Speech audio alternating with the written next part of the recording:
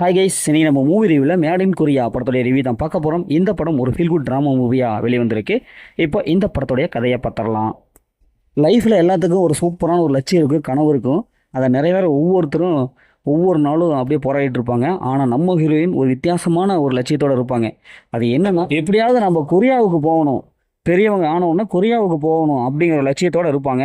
இதுக்கெல்லாம் காரணம் என்னென்னா, நிறைய கொரியன் மூவிஸ்லாம் பார்த்துட்டு அங்கே போய் வாழணும், அந்த நாட்டில் வாழணும் அப்படிங்கிற ஒரு லட்சியத்தோடு இருப்பாங்க. ஆனால் வீட்டில் சொல்கிறப்ப அதுக்கெல்லாம் அவங்க வந்து சம்மதிக்க மாட்டாங்க.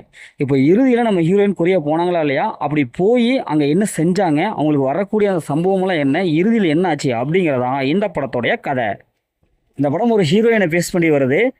ஸோ நம்ம ஹீரோயினை ஃபாலோ பண்ணாவே இந்த படத்தை பார்த்து முடிச்சிடலாம். அது மட்டும் இல்லாமல் இந்த படத்தில் நிறைய கொரியன் ஆக்டர்ஸ் எல்லாம் நடிச்சிருக்காங்க. அது நல்லாவே வந்திருக்கு. இப்போ இந்த படத்தோடைய பாசிட்டிவ் பார்த்தாவே ஹீரோயினுடைய கேரக்டர் தாங்க நல்லா சூப்பராக இன்ட்ரெஸ்ட்டாக எழுதியிருக்காங்க. அவங்களுடைய கேரக்டர் நல்லா கெத்தாக கொண்டு வந்திருக்காங்க. அவங்க கொரியாவில் போய் அந்த சின்ன சின்ன விஷயம்லாம் செய்வாங்க. அந்த பெரியவங்களை பார்த்துக்கிறது, அப்படியே எமோஷ்னல், இப்படி எல்லாமே கனெக்ட் ஆகுது. ஹீரோயின் சந்தோஷப்பட்ட அந்த க்யூட்டான சீன்ஸ் எல்லாமே ஒர்க் அவுட் ஆகிருக்கு. எமோஷ்னல், அவங்க விருப்பப்படுறது, அப்படி ஜாலியாக இருக்கிறது, துருதுருன்னு இருக்கிறது, இப்படி எல்லாத்துலேயுமே ஸ்கோர் பண்ணிடுறாங்க. நமக்கு ஈஸியாக கனெக்ட் ஆக முடியுது. கொரியாவுடைய இயற்கையான அழகு அப்படியே ஒளிப்பதிவு சினிமோட்டோகிராஃபி காமிச்சிடுறாங்க. இந்த படத்தோட பிஜிஎம் பொறுத்தளவுக்கு சூப்பரான ஒரு பிஜிஎம் கொடுத்துருக்காங்க. இவங்க மனித உணர்வுபூர்வமான அந்த மனித உணர்வுகள், அந்த ஃபீலிங்கை நமக்குள்ளே அப்படியே கொண்டு வராங்க. ஒரு நல்ல மெலோடியாக நல்லாவே வந்திருக்கு. படம் ஈஸியாக கனெக்ட் ஆகுது. இந்த படத்தோட மைனஸ் பார்த்தா ஸ்க்ரீன் ப்ளே ரொம்ப ஸ்லோவாக இருக்குது. ஒரு சில சீன்ஸ் கொஞ்சம் ப்ரிடிக்டபிளாக இருக்குது. இன்னும் கொஞ்சம் ஃபாஸ்ட்டாக எடுத்துக்கலாம். ட்விஸ்ட் அண்ட் டர்னிங் சுத்தமாகவே இல்லை.